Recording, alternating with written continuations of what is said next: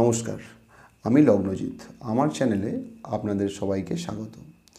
আজই একটা এমন জিনিস নিয়ে আলোচনা করব, সেটা আমরা প্রত্যেকেই চাই, অর্থাৎ একটা ভালো মুহূর্ত, একটা ভালো সময়। সেইটা আমরা কিন্তু সবসময় খুঁজি, কিন্তু আমরা বুঝতে পারি না। পাঁজি বা বিভিন্ন রকম অ্যাপস আমাদের কাছে থাকলেও যখন কোনো পুরোহিত বা কোনো অ্যাস্ট্রোলজারের কাছে যাই, তখন কি হয়, তারা একটা ফিজ নিয়ে নেন। আজকে সেইটা নিয়ে আমরা আলোচনা করব। সেটা হচ্ছে, দিনে 30টা মুহূর্ত থাকে, সেটার মধ্যে কোনটা সবথেকে ভালো, সেটা তো অনেক মুহূর্তই ভালো বা খারাপ থাকে, কিন্তু ওভারঅল সবার ক্ষেত্রেই ভালো, সেটা হচ্ছে অভিজিৎ মুহূর্ত। এই অভিজিৎ মুহূর্ত কেন ভালো?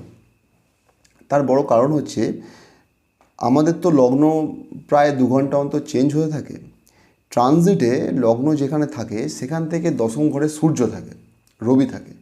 অর্থাৎ কর্মের জায়গাতে আমরা সবথেকে বেশি তখন একটা ক্ষমতা পাই, পাওয়ার পাই। এবং এইটা মেনে নেওয়া হয় যে বিষ্ণু তার চক্র দিয়ে সেই খারাপ সময়টাকে নষ্ট উনি করে দেন। কিন্তু এই ওভারঅল অভিজিৎ মুহূর্তের দেবতা হচ্ছেন ব্রহ্মদেব, মানে ব্রহ্মা আর কি। এবার এই অভিজিৎ মুহূর্তেই আমাদের শাস্ত্রে আছে যে শ্রীকৃষ্ণ এই সময়ে কিন্তু জন্মগ্রহণ করেছিলেন।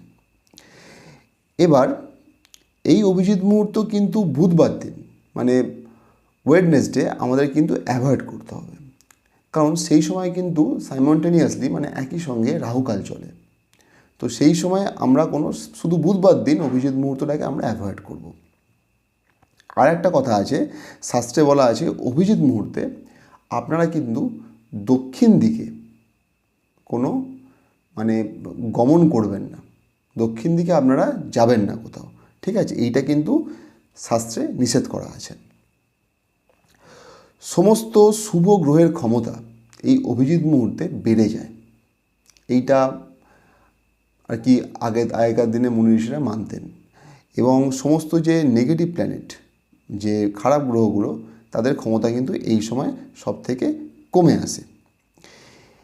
এই জন্যই অভিজিৎ মুহূর্তকে আমরা যে কোনো শুভ কাজে ব্যবহার করতে পারি। এবার হচ্ছে অভিজিৎ মুহূর্ত কখন? এই টাইমটা হচ্ছে বেলা 12টার আগের 24 মিনিট থেকে পরের 24 মিনিট, মানে সকাল 11:36 থেকে বেলা 12:24 পর্যন্ত। এই 48 মিনিট দিনে অভিজিৎ মুহূর্ত থাকে। এই সময় আমরা যে কোনো কাজ ভালোভাবে করতে পারি। নমস্কার, ভালো থাকবেন।